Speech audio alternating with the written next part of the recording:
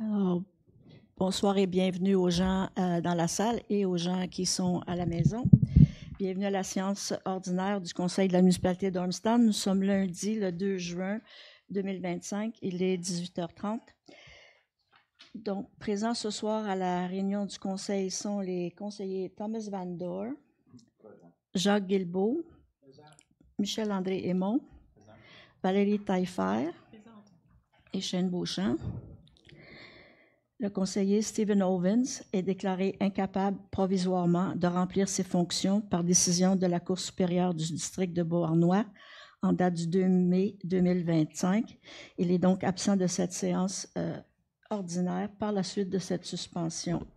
Cette déclaration d'incapacité provisoire est effective depuis le 2 mai 2025 et ce jusqu'à la survenance de la première des éventualités énumérées à l'article 312.4 de la loi sur les élections et référendums dans les municipalités. Donc, M. Ovens sera absent le reste du mandat. Et donc, formant quorum avec la présence du directeur général Daniel Leduc et la directrice des affaires juridiques et greffière, Mme Karine Dupuis, nous sommes avec quorum. Donc, on va déclarer la séance ouverte. Il est 18h34. À l'ordre du jour, tout le monde a reçu l'ordre du jour? Alors, il y a des corrections à apporter pour les gens dans la salle. Des corrections au point 8.1. C'était marqué que c'est le rapport du mois d'avril. C'était mars, mais c'est en fait le mois d'avril. 9.1, pour la liste des permis émis, c'était marqué avril, mais c'est mai. 10.1, et c'est la même chose, c'était marqué le mois de mai, mais c'est donc les activités à venir du mois de juin pour la bibliothèque. 13.2, je ne sais pas c'est quoi la correction exacte. OK. Donc, c'est mécanisme de l'assurance responsabilité civile suite à un dommage. C'est ça le titre exact du point 13.2. Et il y a deux ajouts à l'ordre du jour à 12.2, programme d'aide à la voirie locale. Nous avons reçu une lettre aujourd'hui. Et 12.3, nous avons aussi reçu un courriel aujourd'hui de M. Jesse Roskis.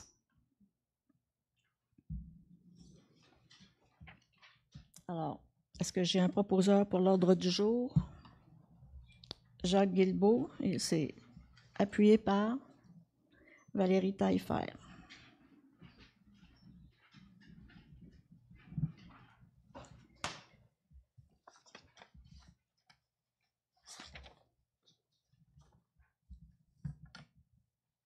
Point 3, adoption des procès-verbaux. Donc, il est proposé d'adopter le procès-verbal de la séance ordinaire du 5 mai 2025 tel que présenté, à moins que les conseillers aient des modifications à apporter. Non. Donc, j'ai besoin d'un proposeur. Valérie Taillefer, secondée par Shane Beauchamp. Parlez plus fort, je ne vous entends pas. Au micro, marche-tu? Le micro, il marche-tu? Oui. OK. 3.2, même chose pour le procès-verbal de la séance extraordinaire du 27 mai. Est-ce qu'il y avait des changements, les conseillers? Non. Alors, un proposeur pour l'adoption? Jacques Guilbeault, secondé par Michel-André Aymon. Au point 4.1, dépôt du rapport financier et du rapport du vérificateur externe pour l'exercice financier 2024. Alors, attendu que le rapport financier pour l'exercice 2024 et le rapport du vérificateur externe ont été présentés par la firme de vérificateur comptable BCGO SENCRL à l'ensemble des membres du Conseil. Il est proposé de prendre acte et d'approuver le dépôt du rapport financier et du rapport du vérificateur externe pour l'exercice financier 2024 à la municipalité par la firme comptable BCGO. proposé par Jacques Guilbeault et secondé par Shane Beauchamp. 4.2, dépôt des faits saillants de 2023. Conformément aux dispositions de l'article 176.2.2 du Code municipal du Québec, à la séance ordinaire du Conseil municipal du 2 juin, il a été résolu de transmettre à tous les citoyens de la municipalité d'Ormstown ce rapport des faits saillants du rapport financier pour l'exercice se terminant le 31 décembre 2023, tel qu'audité par la Société de comptables professionnels BCGO.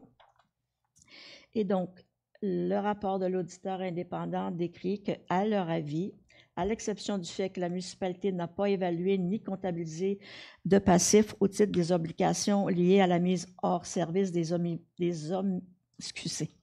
immobilisations, les états financiers ci-joints donnent, dans tous leurs aspects significatifs, une image fidèle de la situation financière de la municipalité d'Ormstown au 31 décembre 2023, ainsi que des résultats de ses activités, de la variation de ses actifs financiers nets, sa dette nette, et de ses flux de trésorerie pour l'exercice terminé à cette date, conformément aux normes comptables canadiennes pour le secteur public. Le rapport de l'auditeur indépendant est disponible pour consultation au bureau du greffe. Donc, le conseil municipal de 2021 à aujourd'hui était composé de la mairesse, des conseillers Thomas Van Dor, Jacques Guilbeault, Stephen Ovens, Éric Bourdeau, Kimberly Barrington, qui était là jusqu'au 30 octobre 2023, et de M. Shane Beauchamp. Les informations financières, les rémunérations de base ont été pour la mairesse 28 000, ça c'est annuel, 28 628, et pour le total des conseillers 67 632. Les allocations de dépenses aussi annuelles pour la mairesse 14 314 et pour les conseillers 33 815. Le résultat aux états financiers du 31 décembre 2023 parle de l'excédent de l'exercice de 573 280, du total des actifs de 27 588 477 $ et du total des excédents, réserves et investissements nets dans les actifs à long terme de 17 951 792 $. Il est donc proposé de prendre acte et d'approuver les dépôts des faits saillants 2023 préparés par la firme comptable BCGO. J'ai besoin d'un proposeur. Shane Beauchamp, secondé par Valérie Taillefer. 4.3, c'est le dépôt des faits saillants 2024 et donc, conformément aux dispositions de l'article 176.2.2 du Code municipal, à la séance ordinaire du Conseil municipal du 2 juin 2025, il a été résolu de transmettre à tous les citoyens de la municipalité d'Ormstown ce rapport des faits saillants du rapport financier pour l'exercice se terminant le 31 décembre 2024, tel qu'audité par la Société des comptables professionnels BCGO. Et donc, selon leur rapport, à leur avis, à l'exception du fait que la municipalité et l'organisme consolidé n'ont pas évalué ni comptabilisé au passif au titre des obligations liées à la mise hors service des immobilisations, et à l'exception du fait qu'il n'a pas été possible d'obtenir des éléments probants suffisants et appropriés concernant les opérations financières de l'organisme contrôlé. Quand on parle de l'organisme contrôlé, on parle de la régie de la patinoire d'Huntingdon. Les états financiers ci-joints donnent, dans tous leurs aspects significatifs, une image fidèle de la situation financière de la municipalité au 31 décembre 2024, ainsi que les résultats de ses activités, de la variation de ses actifs financiers nets, sa dette nette, et de ses flux de trésorerie pour l'exercice terminé à cette date, conformément aux normes comptables canadiennes pour le secteur public. Le rapport de l'auditeur indépendant est disponible pour consultation au bureau du greffe. Et donc, pour 2024, le rapport se lit comme suit. Le conseil municipal de 2021 au 31 décembre 2024, il y avait la mairesse, le conseiller Thomas Van Dor, Jacques Guilbeault, Stephen Ovens, Éric Bourdeau jusqu'au 14 juin 2024, qui a été remplacé par M. Michel-André Aymon dès le 11 novembre 2024, Kimberly Barrington jusqu'au 30 octobre 2023, 3, qui a été remplacé par Mme Valérie Taillefer dès le 11 mars 2024 et M. Shane Beauchamp. Les informations financières, les rémunérations de base ont été annuellement pour la mairesse 37 648, pour les conseillers 67 567, les allocations de dépenses pour la mairesse 16 352 et pour les conseillers 33 783. Les résultats aux états financiers du 31 décembre étaient de l'excédent de l'exercice 271 771, le total des actifs 29 778 143 et le total des excédents des réserves et investissements nets dans les actifs à long terme de 18 366 029 $. Proposé par Jacques Guilbeault et secondé par Michel-André Aymon. Alors, il a été proposé et appuyé de prendre acte et d'approuver le dépôt des faits saillants préparé par la firme comptable PCGO. Au point 4.4, l'approbation des opérations financières. Il est proposé d'approuver la liste des opérations financières en date du 2 juin 2025, qui est jointe au présent procès-verbal à l'annexe A pour un montant de 600 344,61 $. Proposé par Shane Beauchamp et secondé par Valérie Taillefer.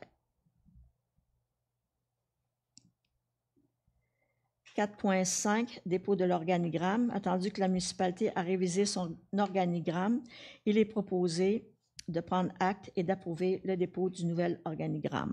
Proposé par Thomas Van Doore, secondé par Valérie Taillefer.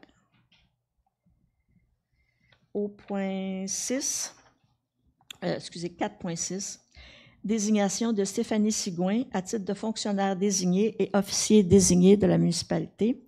Attendu que la municipalité a embauché Stéphanie Sigouin à titre de directrice de l'inspection et de l'environnement par résolution le 25-04-139 le 7 avril 2025, que celle-ci doit procéder à des inspections auprès des citoyens et qu'elle doit s'identifier par conséquent à titre de fonctionnaire désigné et officier désigné de la municipalité. Il est donc proposé de nommer Stéphanie Sigouin à titre de fonctionnaire désigné et officier désigné de la municipalité.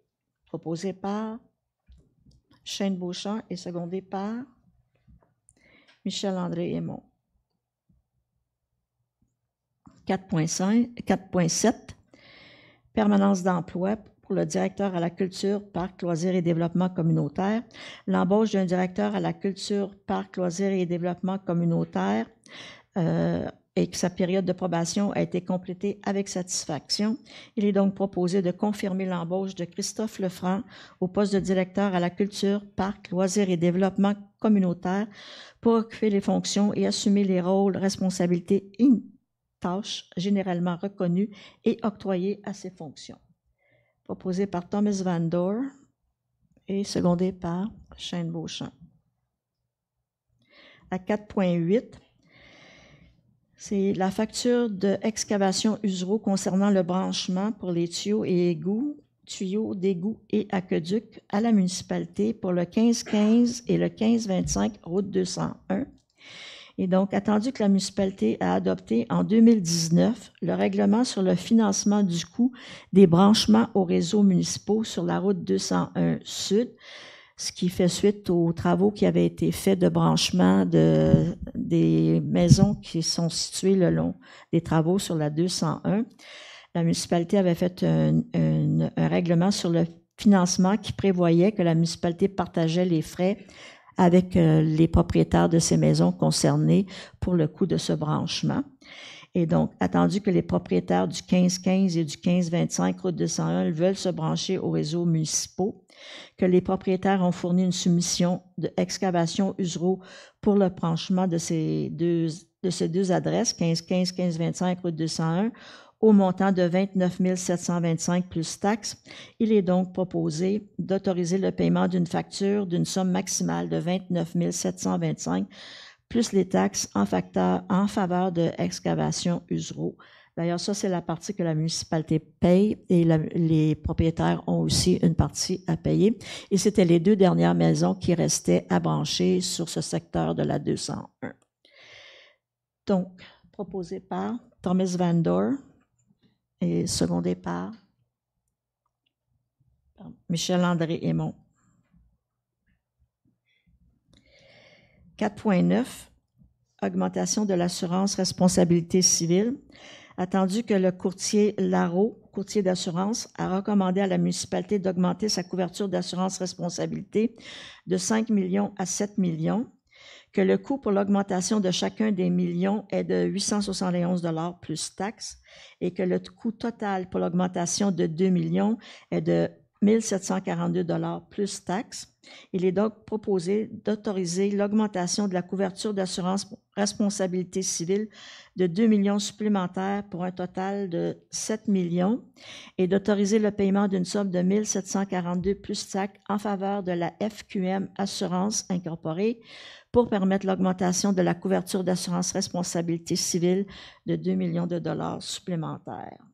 J'ai besoin d'un proposeur. Jacques Guilbeault, secondé par Shane Beauchamp. Au point 4.10, entente et transactions relatives au litige avec Ali Excavation. Je vais laisser M. Leduc nous expliquer un peu de quoi il en ressort avant de passer à la résolution.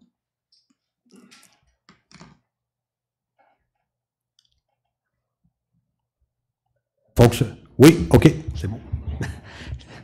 Alors oui, effectivement, lorsque je suis arrivé en fonction il y a 1 an, évidemment, j'ai pris connaissance des différents litiges avec lesquels la municipalité était aux prises. Et un des gros, je dirais peut-être le plus gros litige que nous avions était donc un litige qui datait déjà depuis plusieurs années, suite à des travaux qui avaient eu lieu, donc des travaux d'infrastructure qui avaient eu lieu sur la route 201 dans les années 2018-19. Par la suite, il y a eu donc un litige quant aux factures, les sommes qui étaient dues par la municipalité, la reconnaissance de certains éléments dans le cadre des travaux.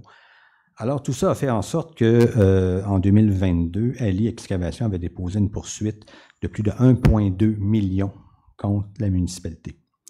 Alors, il est évident que, puis évidemment, avec les intérêts qui courent, on était rendu au moment où on se parle à plus de 1,6 million.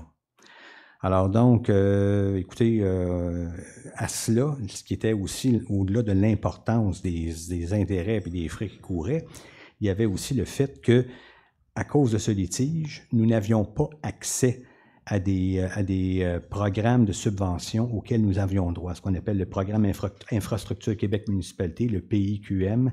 Il y avait la TEC, donc les sommes que nous recevons annuellement de la taxe d'assises sur l'essence du Québec. Et puis, il y avait ce qu'on appelle le PRIMO. Donc, ce sont les programmes que le gouvernement, dans le fond, octroie aux municipalités pour pouvoir développer et assurer la pérennité de leurs infrastructures. Alors, au moment où on se parle, il y avait, quand on fait le cumul de ces trois aspects-là, que j'ai dit, la TEC, PRIMO et TEC, eh bien, nous étions à plus de 3,2 millions qui étaient gelés. Alors donc, dans la perspective où nous avons un règlement hors cours avec Ali, je vais être capable donc de faire dégeler, je dirais, ces sommes auxquelles la municipalité a droit. Parce que là, au moment où on se parle, il y avait depuis plusieurs années, ces sommes-là étaient retenues, on ne nous les versait pas.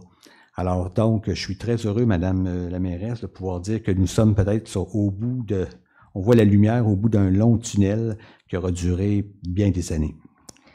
C'est un des mandats que j'avais donné à M. Leduc quand il est entré en fonction de trancher, de résoudre les litiges que nous avons pour les différentes problématiques, dont Ali était le plus important, parce qu'il y avait comme il dit, des subventions qui étaient gelées à cause de ça.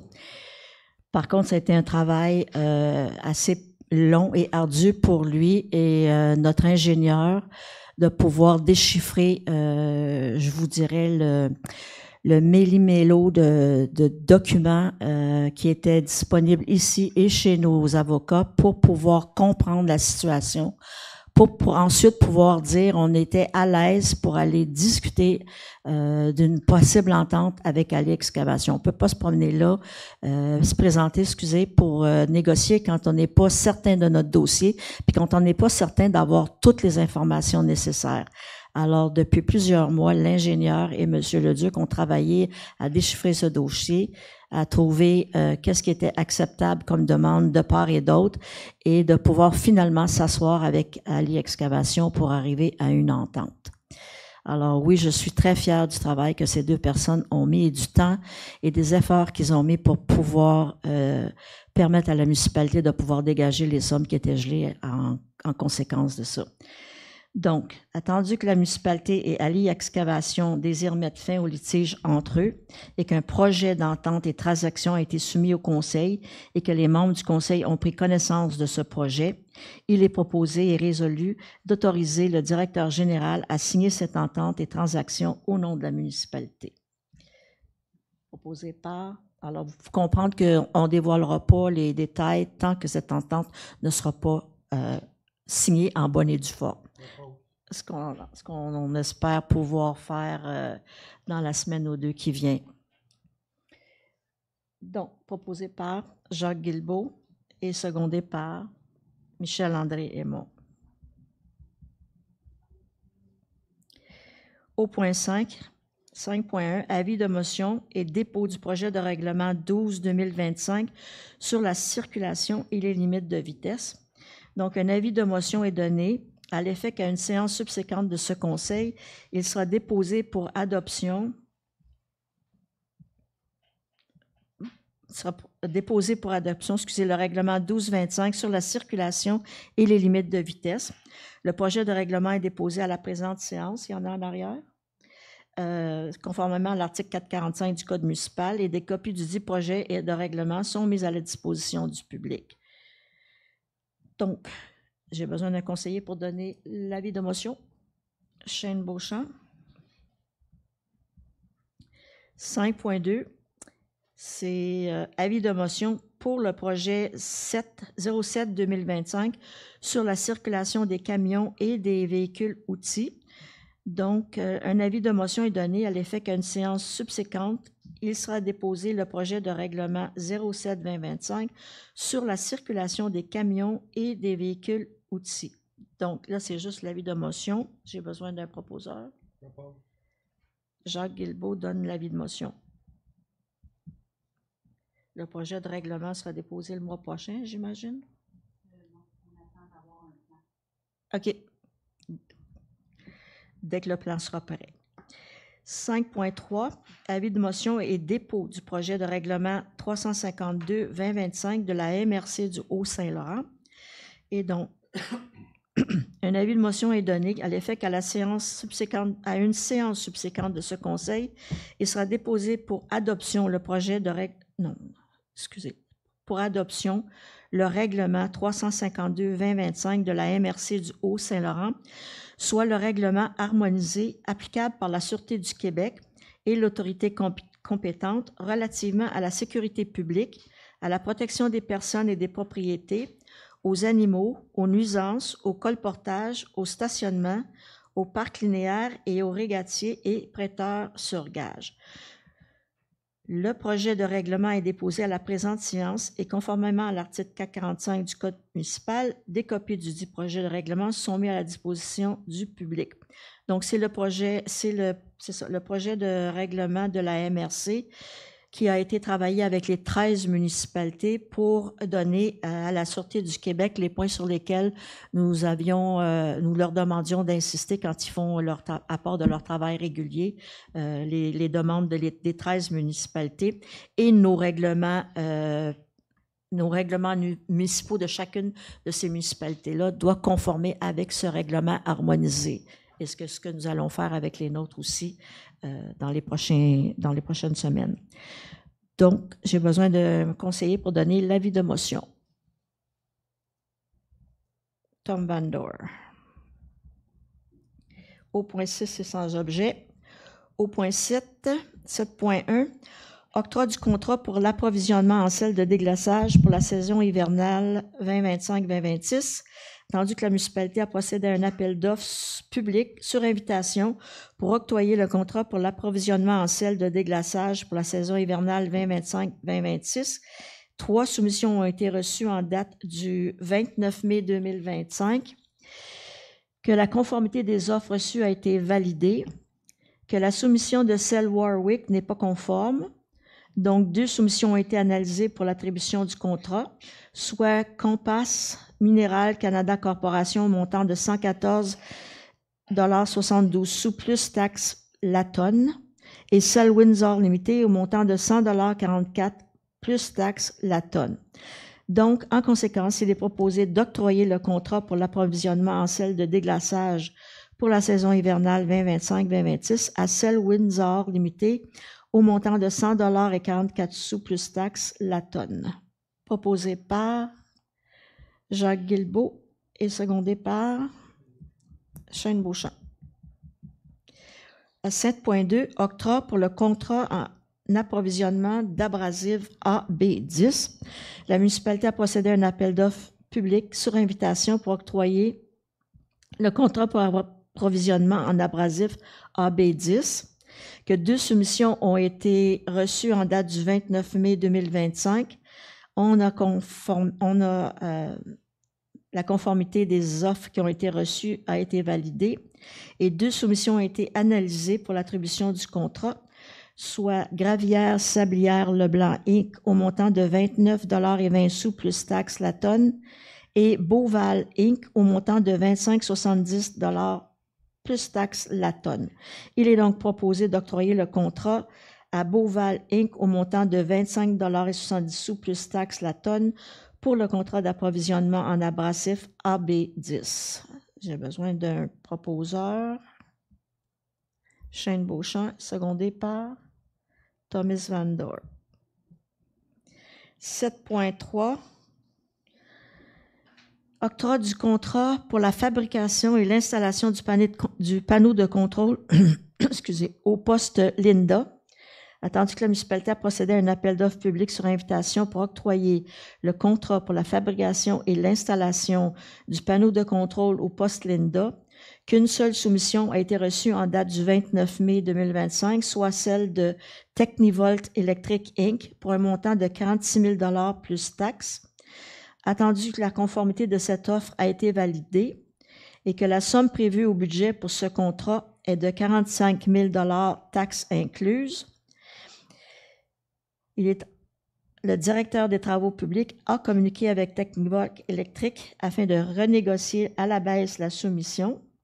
Attendu que Technivolt Electric a fourni une nouvelle soumission au montant de 42 862,24 plus taxes, donc qui arrive à 45 000 taxes nettes, c'est ça.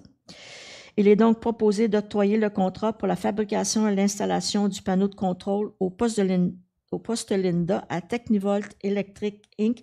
pour un montant de 42 862,24 plus taxes.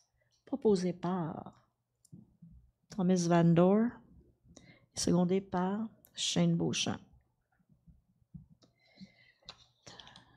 7.3.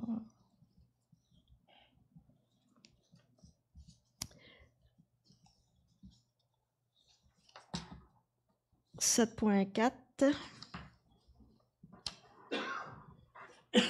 Demande de la MRC du Haut-Saint-Laurent pour installer une pancarte Bienvenue MRC du Haut-Saint-Laurent. Attendu que la MRC a demandé la permission d'installer une pancarte Bienvenue MRC du Haut-Saint-Laurent sur un terrain appartenant à la municipalité d'Ormstown, que le Conseil a évalué le projet, il est donc proposé de ne pas autoriser l'installation d'une pancarte Bienvenue MRC du Haut-Saint-Laurent sur un terrain appartenant à la municipalité d'Ormstown. Proposé par Jacques Guilbeault et secondé par Michel-André Aymon.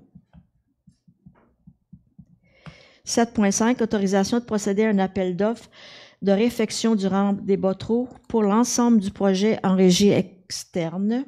Attendu que les travaux publics et services techniques doivent procéder à la réfection du rang des Botreaux, il est proposé d'autoriser l'administration à procéder à un appel d'offres pour la réfection du rang des Botreaux pour l'ensemble du projet en régie externe. Proposé par Jacques Guilbeault et secondé par Michel-André Hémon. 7.6, autorisation de procéder à un appel d'offres pour une pelle mécanique et un opérateur pour le reprofilage des fossés durant des botreaux en régie interne. Attendu que les travaux publics et services techniques doivent procéder au reprofilage des fossés durant des botreaux et qu'une pelle mécanique et un opérateur seront nécessaires, il est proposé d'autoriser l'administration à procéder à un appel d'offres pour une pelle mécanique et un opérateur pour le reprofilage des fossés durant des botreaux en régie interne. Proposé par Jacques Guilbeault et secondé par Shane Beauchamp. 7.7, autorisation de procéder à la disposition des biens entreposés en conteneurs chez Quinton. La municipalité a des biens usagés à disposer, lesquels biens sont présentement entreposés dans un conteneur chez Quinton. Il est donc proposé d'autoriser l'administration à disposer des biens entreposés en conteneur chez Quinton, proposé par Valérie Taillefer et secondé par Jacques Guilbeault. Prochainement, vous allez avoir un avis pour vous dire quand est-ce que ces biens vont être disponibles. Et c'est pour donner, c'est pas pour vendre ou quoi que ce soit. C'est des choses qu'on a ramassées ici au fil des années. Il y a donc, en ce moment, ils sont dans un conteneur chez Quinton. La direction va aviser quand est-ce qu'ils vont être mis à la disposition des gens qui veulent venir voir s'ils veulent récupérer ces matériaux à cet endroit.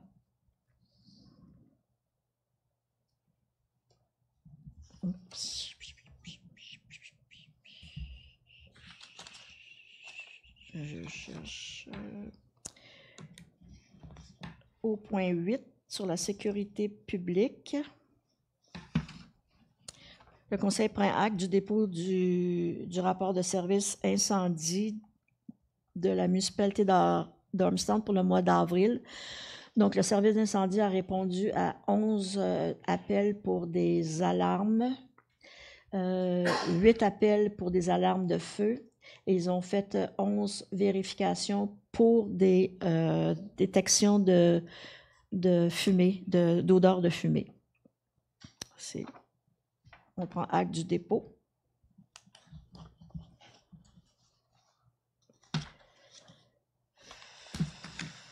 « 7.4, page 10. Au point 9, c'est la même chose, la liste des permis. Nous prenons acte du dépôt de la liste des permis émis pour le mois de mai 2025. Donc, nous avons eu 21 permis d'émis pour une valeur des travaux de 1 027 726 $ et le coût des permis qui revient à 3 983 $. Nous avons eu 2 demandes de permis pour des abattages d'arbres, un permis pour un agrandissement, un permis pour un bâtiment accessoire, un permis pour une conformité de piscine, 2 permis de construction, un permis pour du lotissement, 3 permis pour l'installation de piscine, un permis pour des prélèvements en eau et 6 permis pour des rénovations. Alors, on prend acte du dépôt. Au point 9.2, c'est une demande de l'Office d'habitation, donc pour le parc des Érables, attendu que le mandat donné par l'Office d'habitation du Haut-Saint-Laurent pour l'étude de vétusté des immeubles HLM Famille du parc des Érables à 2 firmes de professionnels, que le dépôt des rapports d'expertise en ingénierie et en architecture respectivement datés du 15 et du 20 janvier 2025, et que les constats émis et la présentation des 2 scénarios possibles pour les immeubles du parc des Érables, soit le scénario numéro 1, la rénovation, ou le scénario numéro 2, la démolition vers une reconversion. Attendu que l'Office d'habitation du Haut-Saint-Laurent a présenté au Conseil les rapports d'expertise en architecture et en ingénierie, et que les nombreux enjeux possibles d'une rénovation et les nombreux avantages à une démolition vers une reconversion, et attendu que l'investissement financier majeur pour les 2 scénarios, il est donc proposé d'appuyer le scénario numéro 2 proposé dans les dans les rapports d'expertise soit la démolition vers une reconversion du parc des Érables et une demande à l'Office d'habitation du Haut-Saint-Laurent de poursuivre les expertises requises dans le présent dossier. Alors, en appui à l'Office d'habitation, est-ce que j'ai un proposeur? Jacques Guilbeault, secondé par Valérie Taillefer.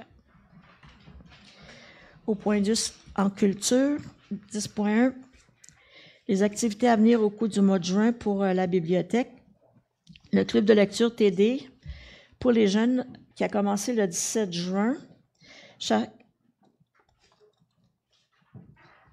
Se poursuit encore. Les enfants qui vont s'inscrire à la bibliothèque obtiennent une trousse de lecture qui comprend un livre de lecture, des autocollants, un code pour aller sur le site web du club ainsi qu'une carte postale. Le thème de cette année est Autour du monde.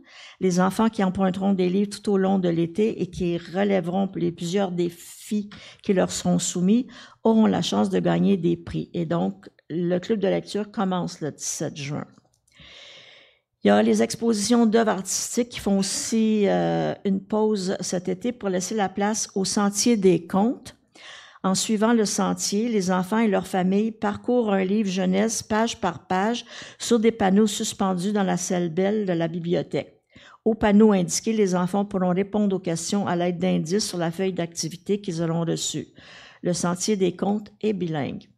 Et il y a aussi les reproductions des photographies de Mme Geneviève Gagnon qui sont exposées à l'entrée de la bibliothèque jusqu'au 25 septembre.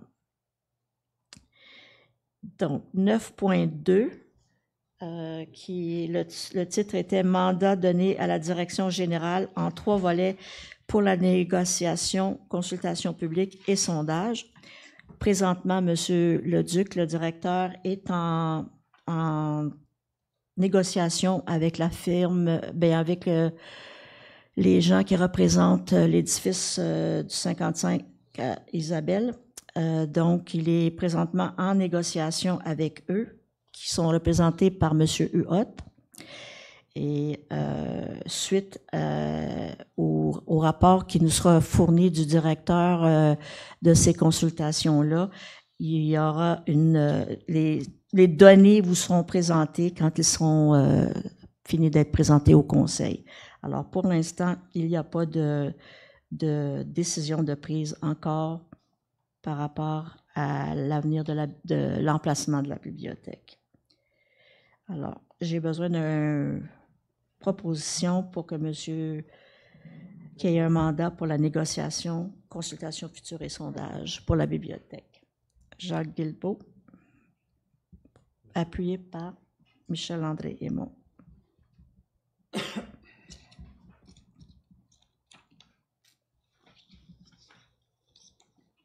Ça, c'est le numéro 10.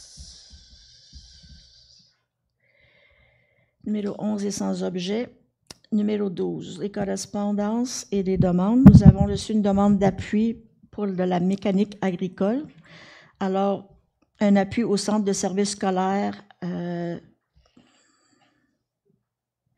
la vallée des Tisserands pour la poursuite des activités du programme menant au diplôme d'études professionnelles mécaniques agricoles, attendu que les besoins des industries de la région d'avoir des mécaniciens d'équipements agricoles compétents et formés à la fine pointe des dernières technologies, que l'activité agricole est au cœur de l'activité économique régionale, que le territoire est desservi par le centre de formation professionnelle du Sourois, qui est principalement agricole, que ce programme d'études mécaniques agricoles pour des ouvriers agricoles se retrouve parmi les programmes visés dont l'offre est jugée insuffisante en Montérégie, que les investissements et contributions apportés depuis janvier 2015 au point de service Saint-Joseph à Saint-Chrysostome afin d'y construire un nouvel atelier, de faire l'acquisition de certaines machineries et de réaménager certains locaux utilisés, et que la contribution des entreprises de la région qui fait preuve des besoins en main-d'œuvre et de la mobilisation du milieu.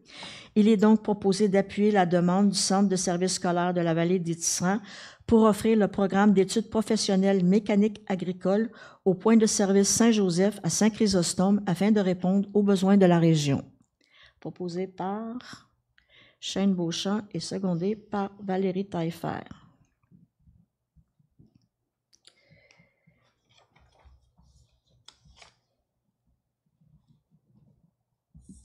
Au point 12, programme d'aide à la voirie locale. Donc, nous avons reçu aujourd'hui du gouvernement du Québec, de la vice-première ministre du ministère des Transports et de la Mobilité durable, le courriel qui suit. J'ai le plaisir de vous informer que j'accorde à votre municipalité, c'est une subvention qui est récurrente d'ailleurs, une aide financière maximale de 141 882 pour le dossier mentionné en objet, qui est le programme d'aide à la voirie locale, volet d'entretien 2025-2026. Les exigences liées à cette aide financière sont indiquées à la section 8 des modalités d'application 2024-2026 du programme d'aide à la voirie locale. Et donc, comme je vous dis, c'est le programme PAVEL, comme on l'appelle, qu'on reçoit à chaque année et qu'on applique sur les travaux de voirie. À 12.3,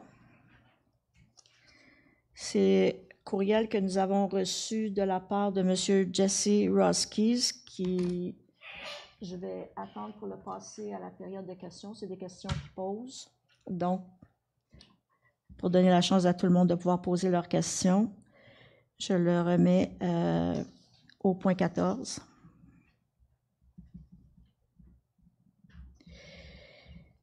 L'article 13.1, état d'avancement du PTI. Je laisse la parole à notre directeur, M. Leduc. 1, 2, oui. Alors, bon, écoutez, oui, alors le PTI, nous avons donc un certain nombre de projets qui sont présentement en cours, notamment ceux aux abords du centre communautaire. Donc, on a entamé il y a quelques jours, la semaine dernière, les travaux pour les jeux d'eau.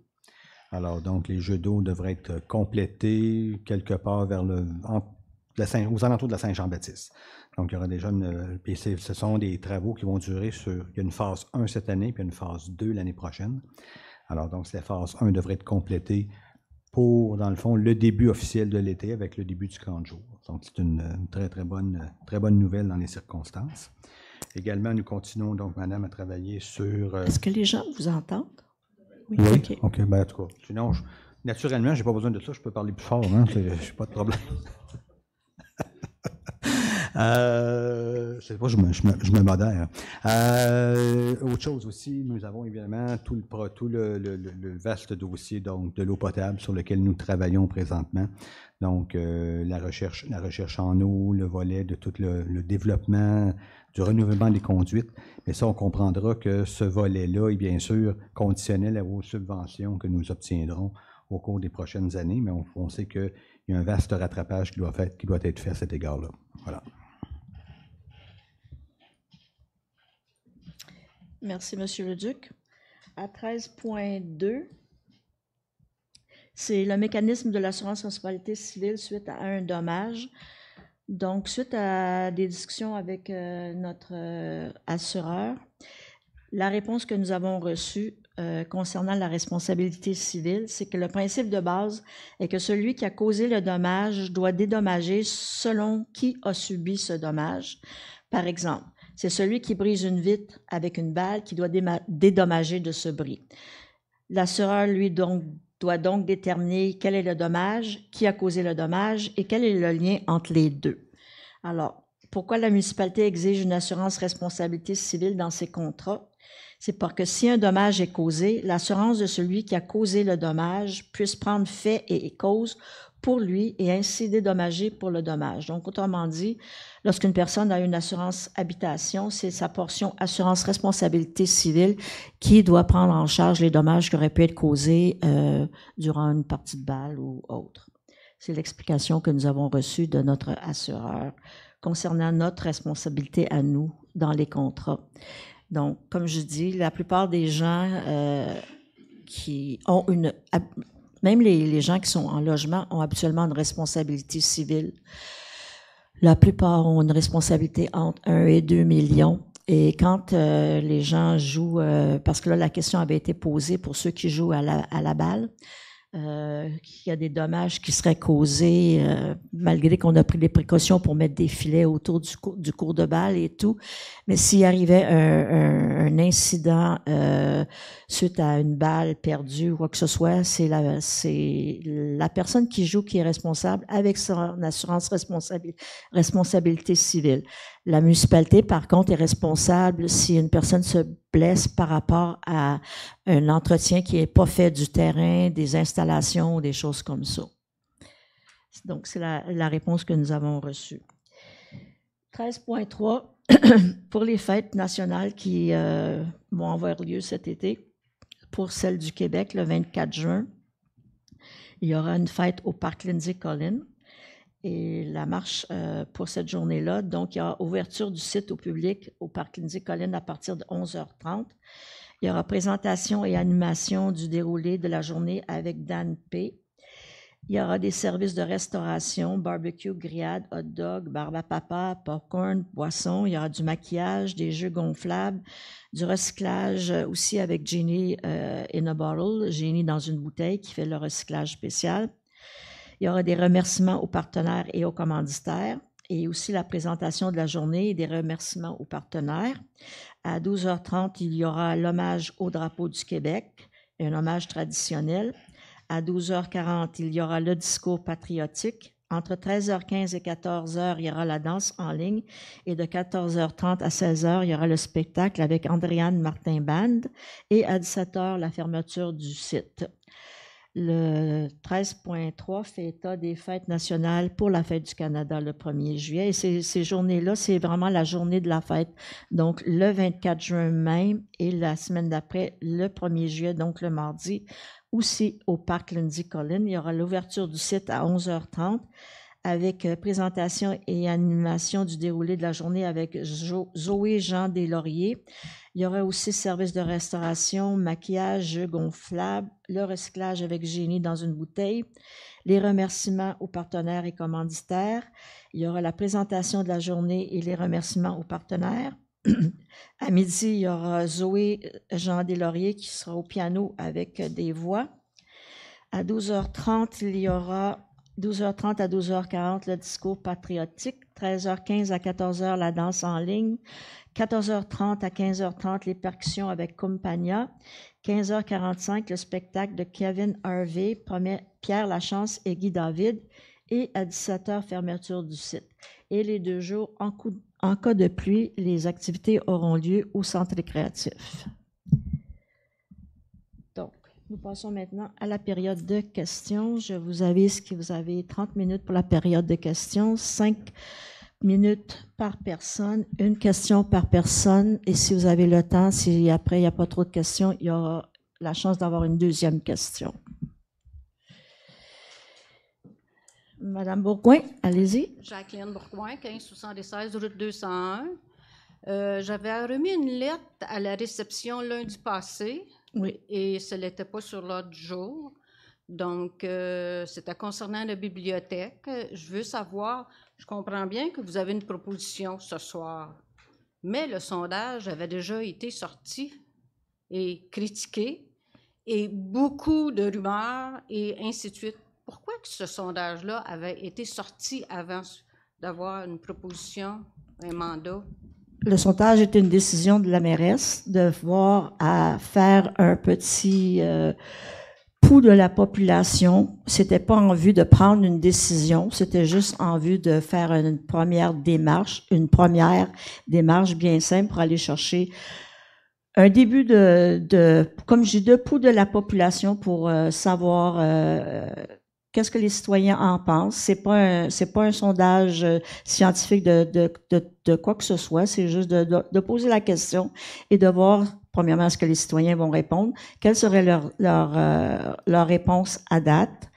Et ce petit sondage sera dévoilé en même temps que les autres choses qu'on va vous présenter lorsqu'on aura fini et les négociations et les autres consultations et tout.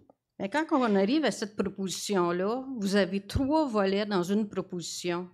Vous ne trouvez pas ça un petit peu trop large comme proposition au lieu d'y aller étape par étape? Parce qu'une consultation publique puis un sondage, On a fait ça il y a 35 ans pour la bibliothèque, pour l'avoir, cette bibliothèque-là. Ça nous a pris 3 ans pour l'avoir. Donc, je ne pense pas qu'on est à l'étape de dire, est-ce qu'on veut la fermer définitivement? Mais je pense, Madame Bourgoin, qu'on est rendu à une autre période et la question doit se poser. Je pense, si on veut être honnête, il y a les choix, c'est on reste, on part, on ferme. Je peux vous dire sans équivoque que c'est pas la décision du conseil, c'est pas la décision de la direction, on a été clair là-dessus. Et ce petit sondage a quand même confirmé que la majorité des gens qui ont répondu ne veulent pas la fermeture de la bibliothèque. Donc, je pense que c'est une question qui se pose dans les options qui sont quand même possibles. Je dis pas qu'elles sont sur la table, mais qui sont possibles. Au mois d'avril, c'était très clair par vous et par M. Leduc qu'il n'était pas possible de fermer cette bibliothèque. Ça, c'est notre opinion à nous ici.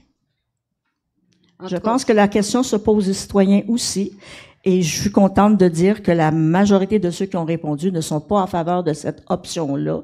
Donc,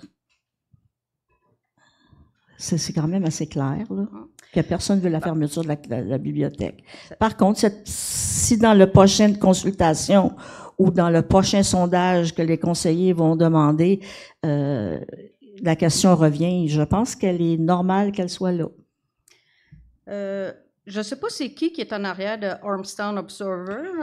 Je ne sais pas si les gens l'ont lu, mais ça vaut la peine d'être vu parce qu'il a fait un super beau documentaire sur la bibliothèque.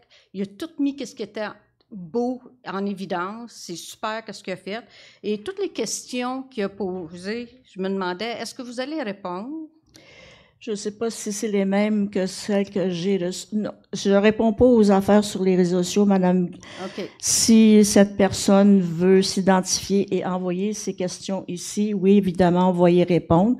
J'ai reçu des questions d'une autre personne. Moi, je ne fais pas de lien entre cette personne et ce site. Je ne sais pas c'est qui, là. Donc, Je ne peux pas m'avancer sur qui est la personne. C'est bien marqué anonyme. Je trouve ça dommage que les personnes ne s'identifient pas.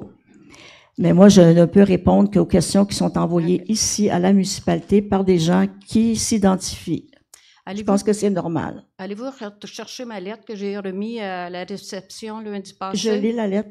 OK. Oui. Mais il n'y avait pas de questions comme telles dedans. Ça disait que vous posiez des questions. J'imaginais que vous alliez être ici ce soir et poser les questions. Mais elle aurait dû être mise à correspondance. Ben oui. L'autre fois, elle était mise à correspondance, mais vous m'avez retourné aux questions, là. Mais je m'attendais qu'elle soit là. Merci. C'est juste que vous disiez que vous aviez des questions, puis il n'y en avait pas dans la lettre. Oui. OK. Ben, la décision concernant la bibliothèque n'est pas prise encore. Vous donnez un mandat de sondage. Pour l'instant, on a donné le mandat, mais la seule chose qui est faite en ce moment, c'est la négociation qui a lieu.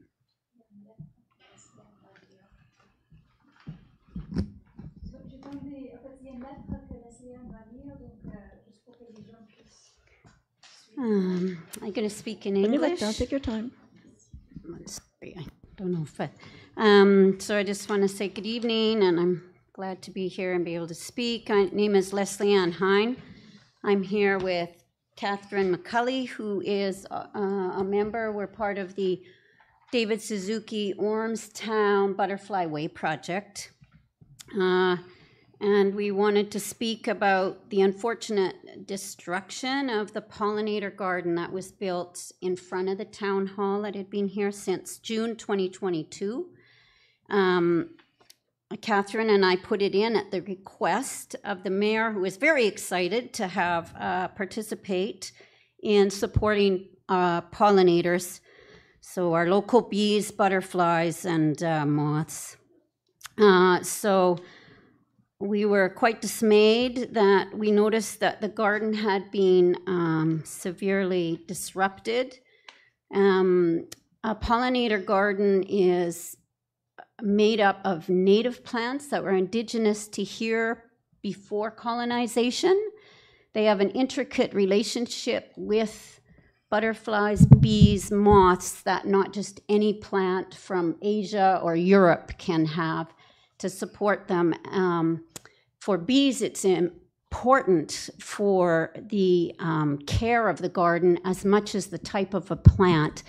Bees lay a nest in the ground, and then they also in the stems. So when we saw the garden here, everything that had been built had been bagged up and carried away, so or heavily mulched one year, and we'd been trying to meet and figure out who actually cares for the garden, because what we would do would be torn down. Last March, I had a meeting with Christophe Lefranc, the Director General, and Valerie Taillefer to discuss the issues of how we could take care of this garden, because the care is important for the pollinators. We agreed on the importance of proper care for the pollinator garden and the need for communication between our group and whoever is responsible for the garden's upkeep. At that time, it was assured that that such communication would take place and that it was important to protect and care for this, for pollinators for the future. So when we saw that everything had been destroyed here, it was quite a shock, very upsetting. I can't, anyways, that all the bees and butterflies and everything had been destroyed. So tonight I'm asking actually two questions. You can pick one. What are the plans for, because there's one more garden that's at Roy and Bridge. Is that also part of the plan to be destroyed? Or will you protect that and care for it appropriately? The other question is it still possible to speak with whoever is in charge of gardens?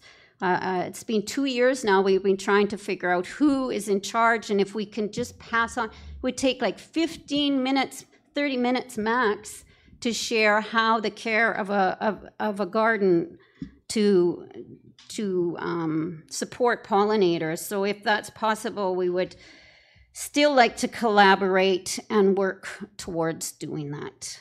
So thank you for your consideration. Donc, Madame Leslie Ann Hein, qui est accompagnée de Catherine McCauley, aujourd'hui, vient nous parler de la plantation de plantes indigènes qui avait lieu ici, au devant de l'hôtel de ville, et qui n'a pas été préservée. Elle dit avoir rencontré des gens ici pour s'enquérir de quel va être l'avenir de ce jardin pollinisateur. Et parce qu'on en a un aussi sur la rue Roy et sur la rue Bridge. There's one on right by the sign, yeah, right underneath Roy, yeah. And the one on Bridge is beside. No, it's Roy and Bridge, where they cross. Okay, there's just one. Sign, Fait que c'est au coin de Bridge et Roy où est-ce qu'il y a notre panneau électronique. Elle veut savoir si celui-là va être défait aussi ou qui va être en charge. Alors, elle demande de pouvoir rencontrer et discuter avec la personne en charge qui, je crois, est notre nouveau directeur des loisirs parcs, qui est Monsieur Lefranc, que vous avez déjà rencontré. Donc, je vais demander au directeur qui organise une rencontre avec vous, Madame McCauley, si elle veut être présente, et Monsieur Lefranc pour voir l'avenir de ces jardins-là. OK. Merci. Merci, Madame Hein. Vous laisserez vos coordonnées avec Monsieur Lefranc pour qu'il puisse vous rejoindre toutes les deux. You want to be there also? Oui, c'est que Madame McCauley aussi veut être là. J'ai une question sur un autre sujet. Vous pouvez aller au micro pour que puisque tout le monde vous entende, s'il vous plaît.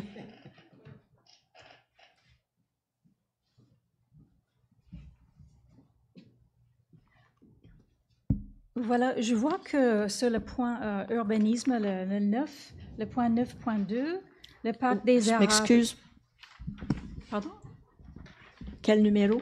9.2, parc des Arabes. Donc, Oui. proposition de démolition des habitations vers une reconversion. Donc, les gens qui y habitent maintenant, qui sont là, les résidents de ces maisons, où est-ce qu'ils vont aller pendant la démolition de leur maison? Cette décision-là n'est pas prise encore c'est la société d'habitation qui va prendre la décision en finale.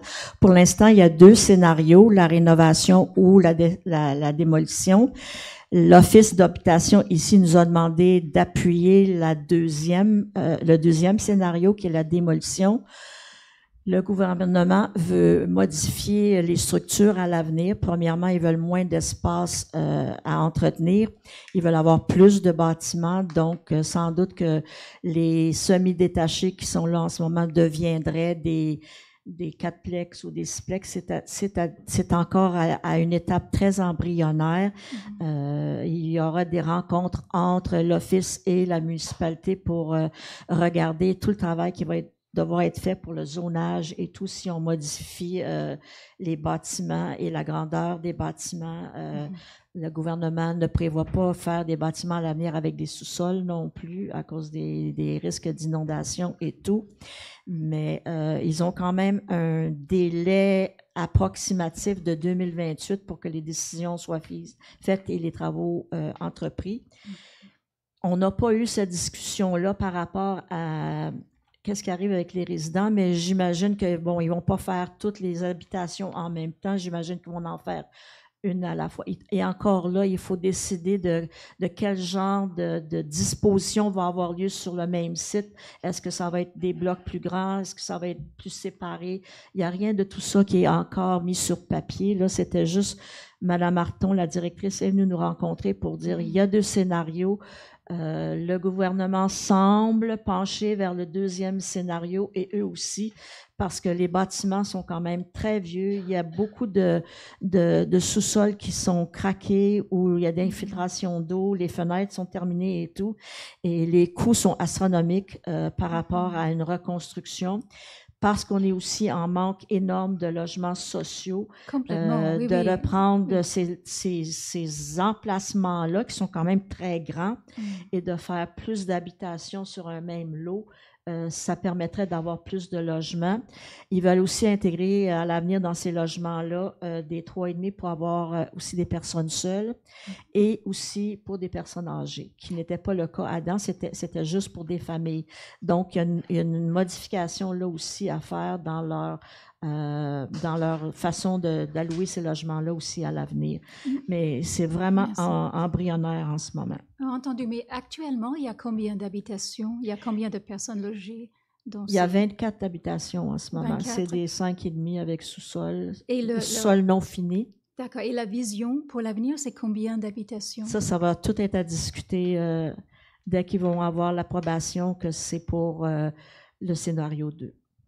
Ça va être à discuter avec la municipalité. Qu'est-ce qu'on va pouvoir mettre dans ce même emplacement-là en espace? Il va falloir refaire du relotissement et tout. Il va falloir prévoir pour les égouts. Il va falloir prévoir pour les infrastructures et tout. Donc, il y a tout un travail à faire pour en arriver à une entente entre la société d'habitation et la municipalité. D'accord. Mais en tout cas, les résidents actuels ils vont continuer. En fait, ils auront une nouvelle proposition. En fait, leur bien-être va être soigné quand même pour... C'est évident que ces personnes-là devront être relogées. Si ce n'est pas là, ils vont devoir les reloger ailleurs, parce qu'il y en a qui ont des familles. Puis là, on n'a pas parlé encore, à part du fait qu'on a dit qu'il allait avoir des logements plus petits, 3,5 pour des personnes seules. En ce moment, c'est des 5,5. Est-ce que les logements vont être des 5,5, des 4,5? On ne le sait pas encore. Nous, on ne le sait pas encore. Ça va être la société d'habitation qui va décider ces critères-là. OK, merci.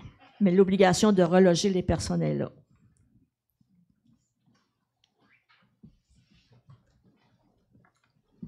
Bonsoir. Claude Duquette, rue Hector. Le mois passé, vous aviez un item pour résigner le bail pour la bibliothèque. Pardon? Le mois passé, oui. Il y avait un item pour l'agenda qui a été rejeté pour résilier le bail de la bibliothèque.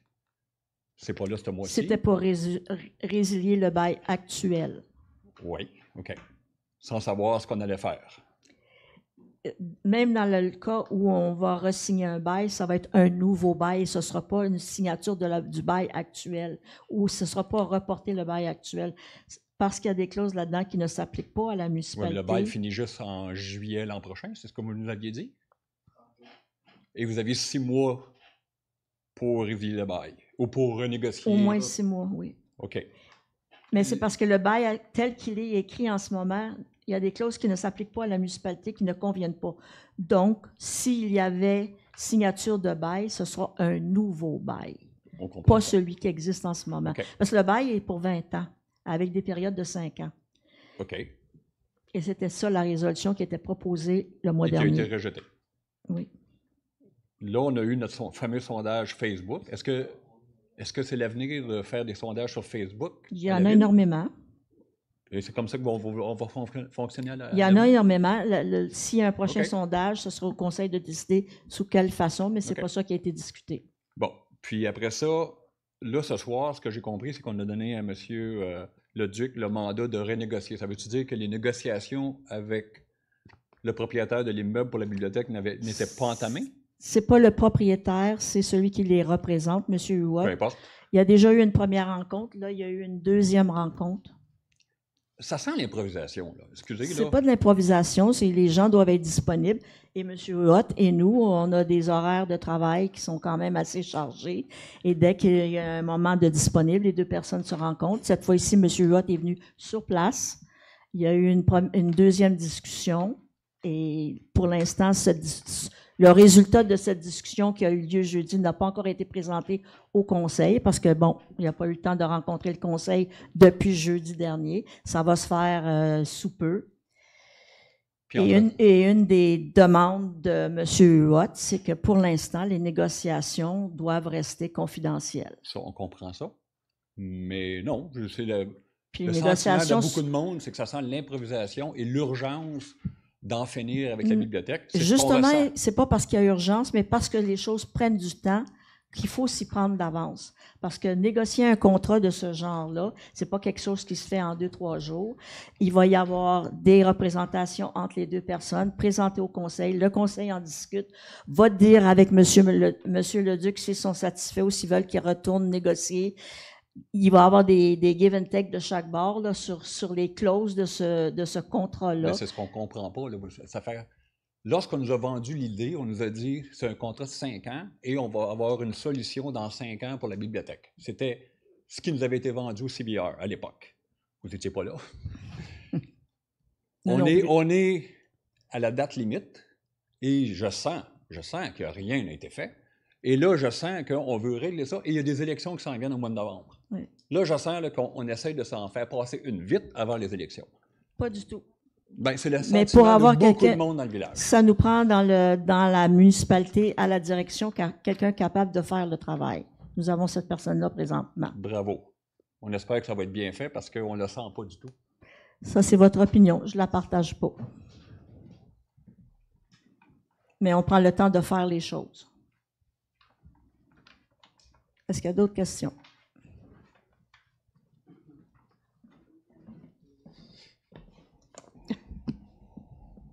Bonjour, Philippe Beson, Boulevard Concession. Je vais changer de sujet, je vais revenir sur le plan triennal d'infrastructure et le dossier de l'eau, qui est le dossier majeur de la municipalité. Je pense qu'il y en a deux en ce moment, c'est l'eau puis la bibliothèque. J'aimerais savoir où en sont les demandes de subvention. La dernière fois, vous avez déposé pour 3 rues, ça a été refusé, le primo. Vous êtes revenu avec un dossier complet, ça a été refusé. En fait, vous avez dit le primo n'existe plus. En passant, j'ai vérifié, il existe toujours. Mais là, dans le fond, ça va se jouer sur la TEC, c'est-à-dire sur la TEC 24-28.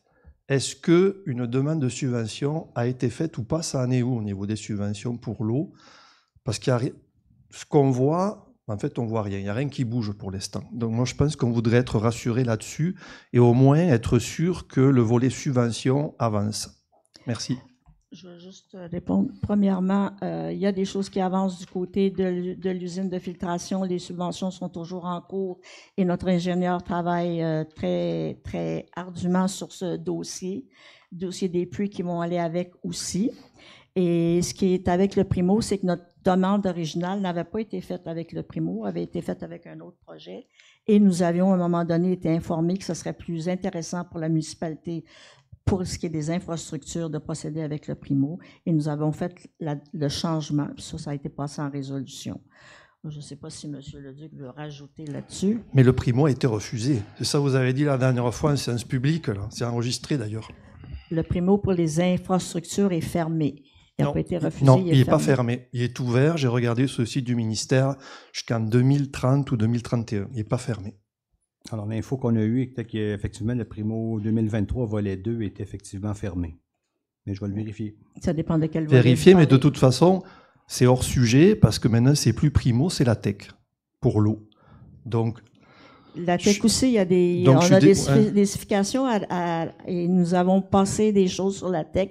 Tout ce qui concerne l'usine de filtration, les stations de pompage, le travail est en train de se faire sur la station Linda pour justement les 24 maisons qui sont en construction. Il y a des travaux qui se font qui sont peut-être pas nécessairement visibles. Mais c'est pour ça qu'on pose les questions. Donc, je réitère ma question. Est-ce que vous avez déposé une demande de subvention avec la TEC pour les travaux d'aqueduc et d'égout dans le stand? Donc, je vous écoute. Au moment où on se parle, pas encore. On est en train de finaliser ça. Bon, très bien, merci.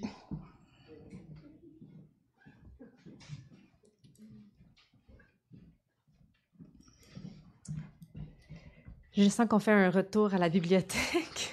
Je suis désolée. C'est juste, moi, en fait, oui, excusez, Mélissa Pinsonneau-Craig, j'habite sur le rang des Beautreaux, 1150. Moi, j'ai appris ce soir qu'il y avait eu un sondage par rapport à la bibliothèque. Puis là, je me demande, est-ce que Facebook, c'est vraiment la façon de rejoindre tout le monde? Puis je considère que non. Mais je me dis, puis là, j'essaie de le retrouver en me disant, j'aimerais ça y répondre au sondage. Puis je suis pas capable de le trouver. Fait que je sais pas si dans le... oui, je sais qu'on est en début, il va y avoir des négociations et tout ça, mais si l'idée, c'est de refaire un sondage pour vraiment sonder la population, je pense que ça serait pertinent que ça soit... Le sondage a passé pendant 5 jours. La difficulté que j'ai eu peur. Je regrette, mais il y a ces sondages qui ne sont qu'une journée ou deux. Alors, c'est un choix qu'on a fait pour avoir un premier pouls de la population. S'il y a un prochain sondage, le Conseil a demandé qu'il soit fait d'une autre façon. On verra en temps et lieu. Définitivement, d'avoir un papier à la bibliothèque. Le problème avec les consultations, on essaie de rejoindre le plus de gens possible. Et c'est difficile parce que nos façons de pouvoir parler, notre site Internet en ce moment est en réflexion. On peut l'afficher dehors ici, on peut l'afficher au bureau de poste. Au bureau de poste, ce n'est pas tous nos citoyens. Vous n'allez sans doute pas au bureau de poste chercher votre courrier. Non, mais je vais à la bibliothèque, par exemple.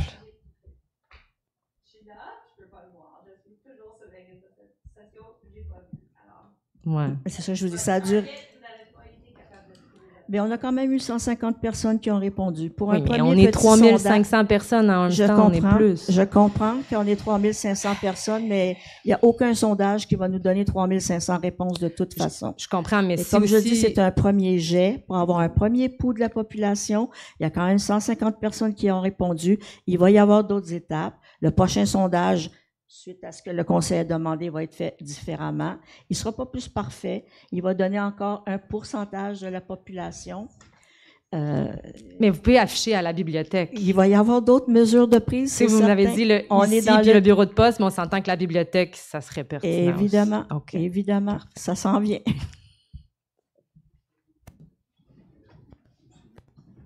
Monsieur Beson, m'attendez de voir s'il y a d'autres gens. Est-ce qu'il y a d'autres gens dans la salle qui ont des questions? Sinon, allez-y, M. Beson. Philippe Beson, Boulevard Concession. Je vais revenir sur la bibliothèque, parce qu'on est nombreux ce soir, et moi je vais à tous les conseils, puis ça fait plaisir de voir qu'il y a beaucoup de monde, donc c'est un sujet qui préoccupe. Peut-on faire une réunion... aussi beaucoup le conseil. Oui, j'imagine. Peut-on faire une réunion avec les citoyens? Parce que les sondages, on l'a vu, 5 jours en plus, écoutez, franchement, c'est ça, il faut vraiment y tomber dessus, là. Donc, peut-on faire quelque chose de plus structuré, de mieux organisé? Puis, je pense qu'il y a un besoin de consultation que vous devez entendre, là. Si vous avez regardé la demande qui est là, ça parlait de négociation, consultation et sondage. Donc, on attend les résultats des négociations pour pouvoir voir qu'est-ce qu'on va pouvoir dire en consultation aux citoyens, parce que pour l'instant, dans les négociations, on nous a demandé discrétion et confidentialité. Donc, à la consultation publique, si j'ai rien à dire aux citoyens, justement, ce sera pas très productif. Alors, on laisse la première étape qui est de voir à quoi va mener les négociations. Est-ce qu'on va avoir quelque chose sur lequel le conseil serait assez favorable? Si oui, là, on va le présenter aux citoyens. Il faut y aller étape par étape. Donc, vous nous confirmez, puis je comprends la négociation, c'est très bien, mais vous nous confirmez qu'après l'étape de négociation, il y aura une consultation publique, mais pas un sondage, là. Il y aura une rencontre, les citoyens seront invités. Les conseillers, à date, ont demandé les deux choses. D'accord, donc vous confirmez. Ils ont demandé une consultation et ils ont demandé un sondage téléphonique. Alors, là aussi, le sondage téléphonique va vous dire la même chose. Moi, la première, si on m'appelle pour un sondage chez nous, je raccroche. Mais bon, c'est ce que le conseil a demandé et on verra suite, comme je dis, on y va étape par étape. Pour l'instant, ce sont les négociations. C'est ça qui va être le plus long et le plus ardu. Et au moment où on ira en consultation publique, il faudra avoir l'autorisation des propriétaires de dévoiler ce qui était le résultat des négociations. Sinon, j'aurais rien à dire. Non, mais ça, c'est correct, mais on ne vous demande pas la date. Est-ce qu'il y aura cette rencontre-là? La réponse est oui. C'est ce que je comprends. Oui. Oui, très bien. Merci.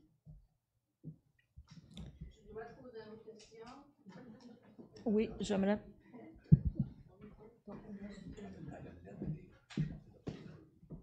Ah, OK. Vous aviez une lettre à lire? Pardon? Vous aviez une lettre? Juste une petite question vite faite. J'ai des questions de cette personne-là que j'aimerais au moins essayer d'en répondre quelques-unes. Mais moi, je voulais juste savoir, dans le budget, je ne sais pas par cœur, votre budget pour l'année, mais c'est prévu le loyer de cette bibliothèque-là comme dépense? Oui. Donc, c'est quoi ce gros... Comme que Claude dit, là, on est en train de faire une montagne avec la bibliothèque. Parce que nous, on a un budget à préparer pour le mois de novembre. Oui, mais c'est prévu depuis 5 ans, donc c'est certain que les coûts étaient là aussi, là. Il reste, mais pour l'année 2026, ce conseil-ci devra avoir commencé à préparer un budget pour le conseil qui s'en vient. Et le coût de la bibliothèque va faire partie de ce budget-là. Bon, OK. Il faut. On a l'obligation de préparer ce budget-là.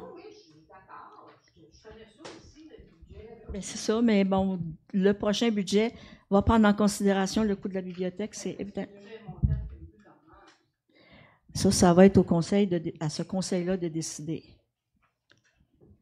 Nous, on va préparer les chiffres. Ensuite, ce conseil-là, parce que ce ne sera pas nous, ce conseil-là aura la décision à prendre sur les prévisions qu'on aura fait avec ou sans. Là. Je ne peux pas vous dire d'avance.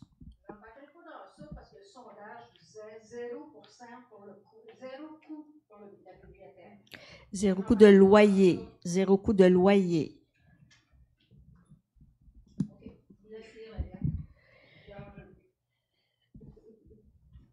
Donc, au nom de plusieurs citoyens et citoyennes préoccupés, je vous souhaite exprimer aujourd'hui un profond malaise quant au sondage récemment publié par la municipalité concernant l'avenir de la bibliothèque municipale d'Ormstown. La confiance du public envers ces institutions locales repose sur la transparence, la reddition de comptes et le respect rigoureux des règles de droit qui encadrent le fonctionnement des municipalités québécoises. Lorsqu'une décision portant sur un service public essentiel, comme celui de la bibliothèque, est envisagée, particulièrement si on évoque sa fermeture définitive, la population est en droit d'exiger des réponses claires tant sur le fond que sur le processus. À cette fin, je soumets respectueusement les questions suivantes afin qu'elles soient officiellement consignées, que cela soit lu à haute voix et annexé intégralement au procès-verbal de la séance du 3 juin 2025. Donc, question 1, et c'est signé par Jesse Roskis, qui habite au 4 Edward Ormstown, qui a autorisé la diffusion du sondage portant sur la bibliothèque, et cette initiative a-t-elle été approuvée par résolution du Conseil avant sa publication. Donc, comme j'ai dit tantôt, c'est moi qui a demandé que le sondage soit publié. La mairesse, contrairement conseiller a certains privilèges, si vous voulez, ou certaines autorisations de demander est-ce qu'elle le juge nécessaire, parce que c'est moi qui travaille ici tous les jours, des compléments d'information quand je pense que le conseil a besoin d'avoir des réponses additionnelles aux questionnements qui se passent. C'est avec la direction et avec la greffière que je prépare les ordres du jour, que je prépare les choses que les conseillers reçoivent, et on tente autant que possible d'avoir les réponses pour quand on fait le caucus pour qu'ils puissent en arriver à des décisions. Le sujet de la bibliothèque, comme monsieur le dit, puis comme vous le dites, est un sujet très chaud en ce moment.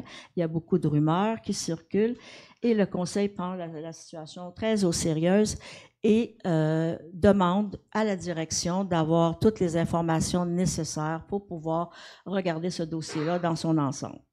Alors, j'ai pris avec la direction la décision que, bon, et quand je parle au nom de la municipalité et je parle au nom des conseillers. Mais j'ai ce droit, comme mairesse, de demander des informations, des compléments d'informations. J'ai le droit de demander des documents. J'ai le droit de demander ce que je crois nécessaire pour remplir et ma tâche à moi et celle des conseillers. Alors, on parle de la bibliothèque et il y a des choses qui doivent se faire. Les discussions, les négociations, ça prend du temps. J'ai jugé que d'avoir un premier sondage, puis je reconnais que le sondage n'est pas du tout scientifique. D'ailleurs, je ne crois pas qu'il n'y en a aucun des sondages qui est scientifique. Ça dépend toujours de la personne qui répond.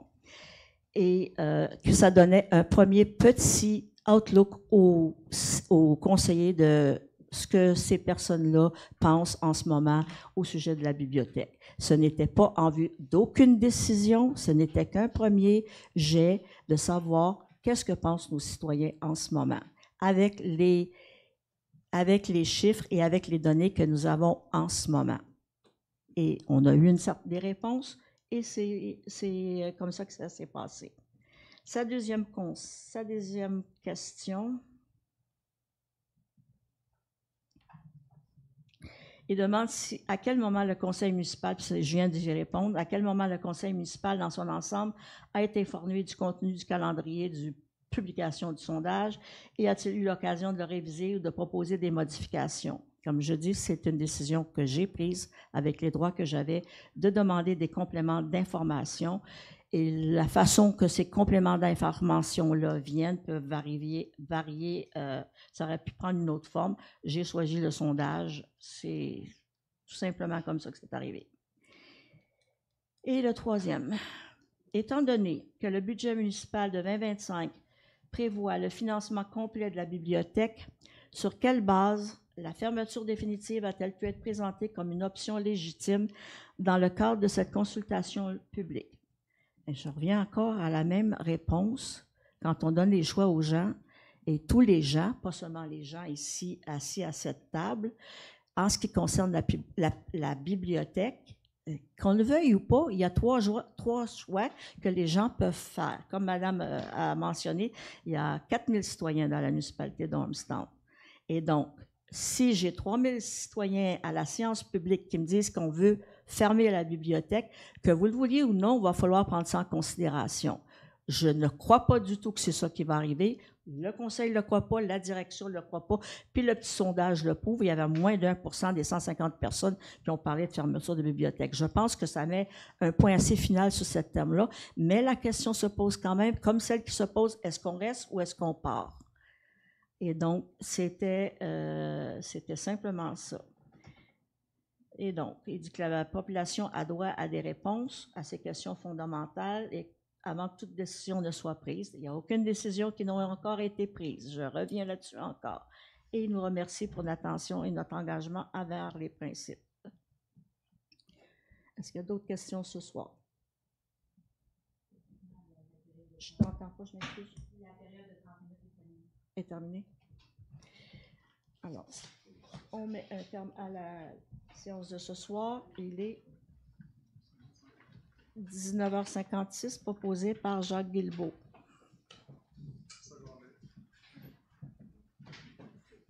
Merci et bonne soirée.